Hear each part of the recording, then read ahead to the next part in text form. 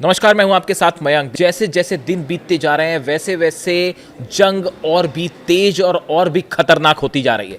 देखिए, लगातार इजराइल पर हमले हो रहे हैं, अलग अलग बैलिस्टिक मिसाइल से लगातार जो है वो आग बरस रही है इजराइल में। उसी तरह अरब देशों पर हमले हो रहे हैं। हमने देखा किस तरह से फ्रांस और इटली में हमले हुए, दुबई में लगातार हमले हो रहे हैं। देखिए, 15 से 16 तारीख के बीच यानी पिछले 24 घंटे के अंदर इजराइल पर अब तक के सबसे बड़े हमले हुए हैं। और ईरान की तरफ से जो दावे किए जा रहे हैं, ईरान की सेना की तरफ से जो दावे हो रहे हैं, वो ये इशारा कर रहे हैं कि चुन चुन कर अली खामनेई साहब के हत्यारों को सजा दी जा रही है।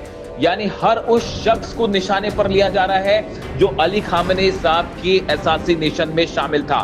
देखिए, मैं आपको एक वीडियो में ये बात पहले भी बता चुका हूं। अब जो नए डेवलपमेंट हुए हैं 24 घंटे के अंदर, वो इस बात को और पुख्ता कर रहे हैं। देखिए, सबसे पहली बात मैं आपको बताना चाहूंगा, आपने खबरें देखी होंगी, इजराइल में एक आर्मी के बड़े कमांडर के घर पर ड्रोन अटैक हुआ और पूरा घर जल के तबाह हो गया।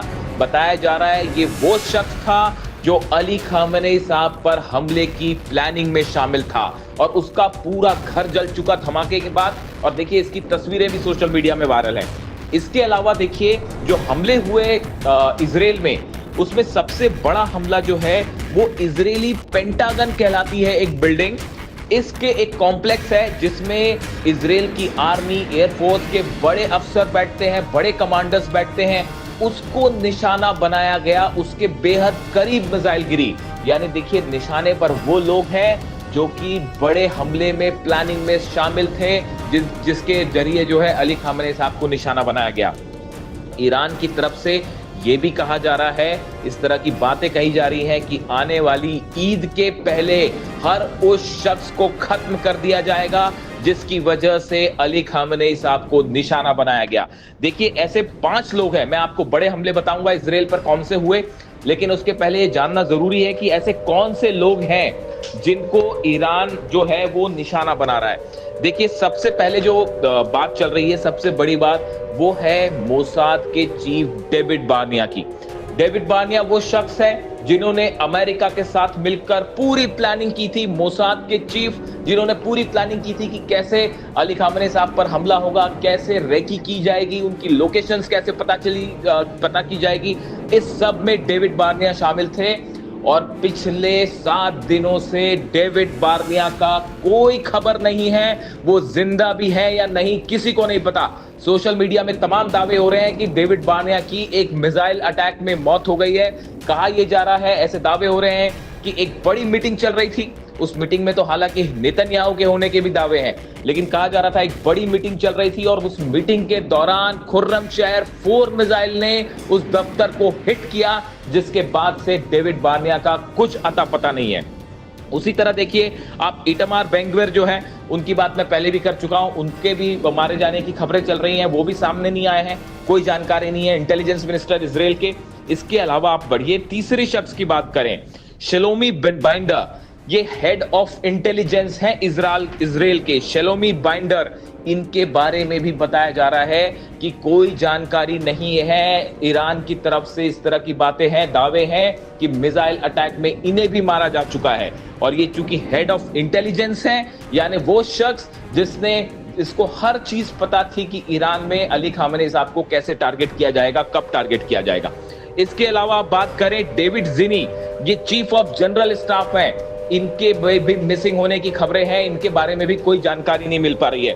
वैसे ही टोमर बार, ये जो है कमांडर ऑफ एयरफोर्स हैं, इनको लेकर भी इस तरह के दावे ईरान की तरफ से हो रहे हैं कि एक मिसाइल अटैक में इनकी भी मौत हो गई है। देखिए, ये सब दावे जो ईरान की तरफ से किए जा रहे हैं, और अलग अलग आप देख सकते हैं सोशल मीडिया में तमाम खबरें हैं।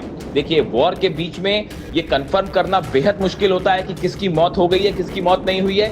लेकिन जो मैं कहना चाह रहा हूं उसको आप समझिए, ये जो टारगेट्स हैं, ये जो निशाने हैं, ये टारगेट्स हैं, ये उन लोगों पर चुन चुन के हमले हो रहे हैं जो अली खामनेई साहब के असैसिनेशन में शामिल बताए जा रहे हैं। और देखिए, बेंजामिन नेतन्याहू को लेकर तो जो बातें हैं वो बेहद हैरान करने वाली हैं। अब तो जैक्सन हिंकल, एक बड़े पॉलिटिकल एनालिस्ट हैं, इनकी तरफ से कई सवाल उठाए गए हैं। याह्या नेतन्याहू को लेकर भी पूछा गया है। याह्या नेतन्याहू बेटे हैं नेतन्याहू के, बेंजामिन नेतन्याहू के, और इनकी तरफ से उनसे ये बात पूछी गई कि आखिर आपके पिता कहां गायब है। देखिए, एक मीडिया में एक बहुत ज्यादा चर्चा है, उस वीडियो की आपने भी देखी होगी, जिसमें एक वीडियो में नेतन्याहू के हाथ में 6 उंगलियां दिखाई दे रही हैं और कहा जा रहा है कि ये एआई वीडियो था। अगर ये एआई वीडियो था तो सवाल यह है कि नेतन्याहू को एआई वीडियो बनाने की क्या जरूरत है। इसी आधार पर ये सवाल पूछे जा रहे हैं, क्या नेतन्याहू की भी हमले में मौत हुई है। इस तरह के सवाल उठने शुरू हो गए और जैक्सन हिंकल एक बड़े माने जाते हैं, पॉलिटिकल एनालिस्ट माने जाते हैं, वॉर से जुड़ी खबर कवरेज करते हैं। इन्होंने अपने सोशल मीडिया के जरिए, प्लेटफॉर्म एक्स के जरिए सीधा सीधा सवाल पूछ लिया है याह्या नेतन्याहू से कि आखिर नेतन्याहू मीटिंग्स में शामिल क्यों नहीं हो रहे हैं। अमेरिकन डिप्लोमेट से मिलने की उन्होंने मीटिंग्स कैंसिल क्यों कर दी, क्या वो जिंदा भी हैं या नहीं। इस तरह के तमाम सवाल अब उठने लगे हैं। देखिए, अगर हम हमलों की बात करें, नॉर्थ सेंट्रल इजराइल और नॉर्थ इजराइल में भयंकर धमाके हुए हैं और बताया जा रहा है कि ये अब तक के सबसे बड़े धमाके यहाँ पे हुए। इसके अलावा आप देखिए, सेंट्रल इजराइल में ही होलोन में भयंकर हमला हुआ है। यहाँ पे फतेह 2 मिसाइल्स जो हैं उसके जरिए हमले किए गए। इस तरह के समाचार सामने आ रहे हैं। इसके अलावा आप देखिए, एक और बड़ी खबर, अहम खबर ये है कि ईरान ने न सिर्फ इजराइल बल्कि कई इलाकों में लगातार अपने हमले जारी रखे हुए हैं। यूएई के फुजेरा पोर्ट को कल जिस तरह से निशाना बनाया गया, इराक के इरबिल में भयंकर तबाही हो रही है। ये वो हमले हैं जो कि एक बार फिर इस बात को बता रहे हैं, साबित कर रहे हैं कि मानो ऐसा लगता है कि जैसे जैसे जंग आगे बढ़ रही है, ईरान दुगनी ताकत से हमला कर रहा है। कहां तो एक तरफ ये दावे हो रहे थे कि ईरान की सेना खत्म कर दी गई है, मिसाइल्स खत्म कर दी गई है, लेकिन अब देखिए जो हमले हैं वो ये बता रहे हैं कि ईरान के पास बड़ा मिसाइल भंडार है और जो खत्म होना तो छोड़िए, हमलों को कई गुना ज्यादा बढ़ा दिया गया है। और जिस तरह से ईरान की तरफ से दावे कहा जा रहा है, इस तरह की बातें सोशल मीडिया पे चर्चा में आ गई हैं कि ईद के पहले हर उस शख्स पे चुन चुन के निशाना बनाया जाएगा जो अली खामेनी साहब के असैसिनेशन में शामिल था। इसके अलावा देखिए, ईरान के यूरेनियम को लेकर भी कई बड़ी खबरें सामने आई हैं।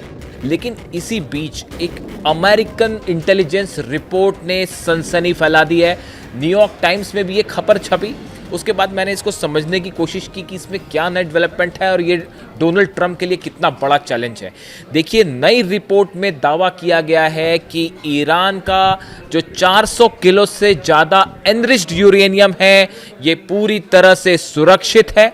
जंग के हालात के बीच जब लगातार ईरान में हमले हो रहे हैं, बेगुनाह लोगों की मौत हो रही है, बच्चों को मारा जा रहा है और सुप्रीम लीडर पर जिस तरह से हमले हुए, उनका असैसिनेशन हुआ, उसके बाद अब बताया जाता है कि ईरान ने अपनी न्यूक्लियर पॉलिसी में, एटमी पॉलिसी में बड़ा परिवर्तन कर लिया है। इस तरह की खबरें हैं और ये बताया जा रहा है कि जाग्रोस के पहाड़ियों के नीचे पिकेक्स माउंटेन, आपने ये नाम सुना होगा पिकेक्स माउंटेन का।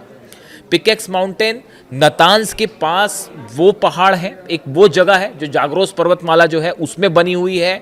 बताया ये जाता है इसके जमीन के सैकड़ों मीटर नीचे ईरान ने अपना 400 केजी यूरेनियम शिफ्ट कर दिया है। बताया ये जाता है कि मुज्तबा खामेनी जो है, उन्होंने एटम बम बनाने को लेकर उस पर लिमिटेशन के जो समझौते हुए थे अलग अलग ईरान के, उन सब से ईरान को अब अलग कर लिया है। यानी अब ईरान के ऊपर किसी तरह का कोई नियम लागू नहीं होगा। ईरान ने ये सब संधियां, ये सब समझौते तोड़ दिए हैं, इससे अपने आप को अलग कर दिया है। देखिए, पिकेक्स माउंटेन की खास बात जो बताई जाती है, एक तो ये ग्रेनाइट के पहाड़ों के नीचे है, बहुत नीचे है। ग्रेनाइट के वो पहाड़ जिसमें ना तो कोई बंकर बस्टर अंदर जा सकता है, ना जिसको B2 बॉम्बर छू सकते हैं, ना टॉमहॉक मिसाइल जिसका कुछ बिगाड़ सकती है। देखिए, ये बात ईरान को भी पहले से पता थी कि नतान्स पे हमले हो सकते हैं, फोर्दो में हमले हो सकते हैं, इस्फहान में हमले हो सकते हैं, बुशर में हमले हो सकते हैं। उसके पहले ही ये चीज़ें शिफ्ट कर दी गई थी। आपने सुना होगा, बार बार इस तरह की चर्चा हो रही है कि डोनाल्ड ट्रंप जो है वो ग्राउंड फोर्सेस भेज सकते हैं, ग्राउंड ऑपरेशन हो सकता है। आप जानते हैं ये ग्राउंड ऑपरेशन किस लिए है? ये नतान्स भेजने के लिए नहीं था, ये फोर्दो के लिए नहीं था, ये इस्फहान के लिए नहीं था।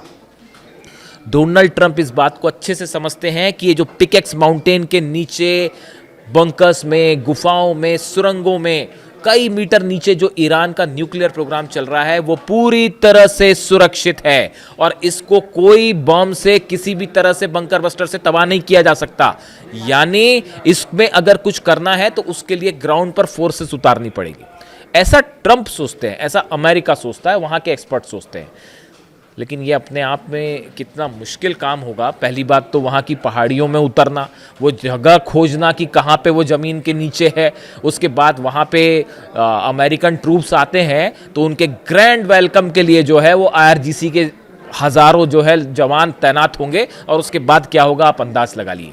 इसीलिए अमेरिका के बड़े सारे एक्सपर्ट से बोल के चल रहे हैं, मान रहे हैं कि अगर ग्राउंड किसी तरह के कमांडोज उतारे या किसी तरह के पैरा ट्रूपर्स उतार के इस तरह की कोई कोशिश होती है कि ईरान के इस पिकैक्स माउंटेन के नीचे जो न्यूक्लियर प्रोग्राम है इसको ख़त्म करने की कोशिश होती है तो इसमें बहुत बड़ी कैजुअलिटी हो सकती है अमेरिकन सोल्जर्स की।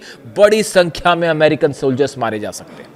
इसीलिए शायद जो है ये ग्राउंड ऑपरेशन वाला जो ऑप्शन है इसको कभी किया ही ना जाए। लेकिन अगर ये ऑपरेशन नहीं होता है तो इस सूरत में ट्रंप का और अमेरिका का एक प्लान, एक एजेंडा पूरी तरह से फेल साबित होगा।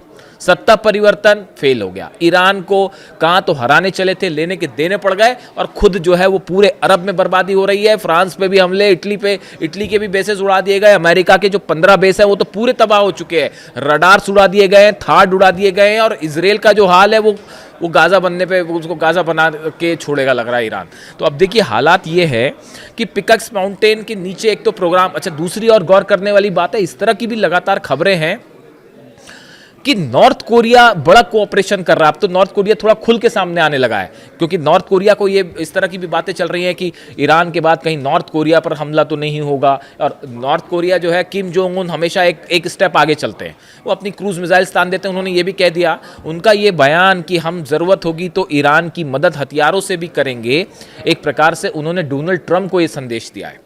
और अब जो दावे हो रहे हैं उसमें यह भी कहा जा रहा है कि ये जो पिकैक्स माउंटेन है इसके नीचे जो सुरंगें हैं, इनमें जो वैज्ञानिक काम कर रहे हैं, जो सेंट्रीफ्यूजेस लगे हुए हैं, इसमें किम जोंग उनका बड़ा कंट्रीब्यूशन हो सकता है और इनकी मदद से जल्दी ही ईरान वो क्षमता हासिल कर ले जहां पे जो है एटम बम। और एक बार अगर एटम बम की क्षमता हासिल कर ली और एक एटमी परीक्षण कर लिया, उसके बाद मिडिल ईस्ट का इक्वेशन ऐसा बदलेगा, वो ऑलरेडी बदल गया है, वो ऑलरेडी बदल चुका है। आप देखिए, अब इसमें कोई शक नहीं है कि इतने हमले होने के बावजूद भी मिडिल ईस्ट का किंग अगर कोई है तो वो सिर्फ है ईरान। ये बात इस जंग के 15 दिन हो गए जंग को, उसके बाद अब जो कंक्लूजन निकल के आ रहा है, वो जो बात हमेशा से कही जा रही थी कि मिडिल ईस्ट का किंग ईरान है, वो बात अब साबित हो चुकी है। ऐसी सूरत में ये जो एटमी प्रोग्राम वाली खबर आई है, इसने एक प्रकार से ये संदेश दे दिया है कि ये जितना सब कुछ डोनाल्ड ट्रंप ने किया, ये सब का सब इस पर पानी फिर गया है। इतना ही नहीं, ये बात भी साबित हो गई है अमेरिका को वाकई ऐसा जवाब जो ईरान ने दिया है, ऐसा जवाब शायद कभी किसी ने दिया ही नहीं। वर्ल्ड वॉर 2 के बाद की अगर हम बात करें तो शायद अमेरिका पर ऐसा हमला करके ऐसा जवाब आज तक किसी ने नहीं दिया। वो काम ईरान ने कर दिखाया है। और जितने तमाम बातें थी, आज देखिए अब्राहम लिंकन भागता फिर रहा है, फोर्ट पर आग लग गई है, ऐसी तमाम खबरें जो हैं, बेसिस तबाह हो गए। यानी आप देखिए, ना सिर्फ मिलिट्री झटका है बल्कि एक इकोनॉमिक जो एजेंडा है डोनाल्ड ट्रंप का, उसको भी बहुत बड़ा झटका लगा है। जो भी जुड़ा अपडेट होगा आप तक पहुंचाऊंगा। Thank you so much.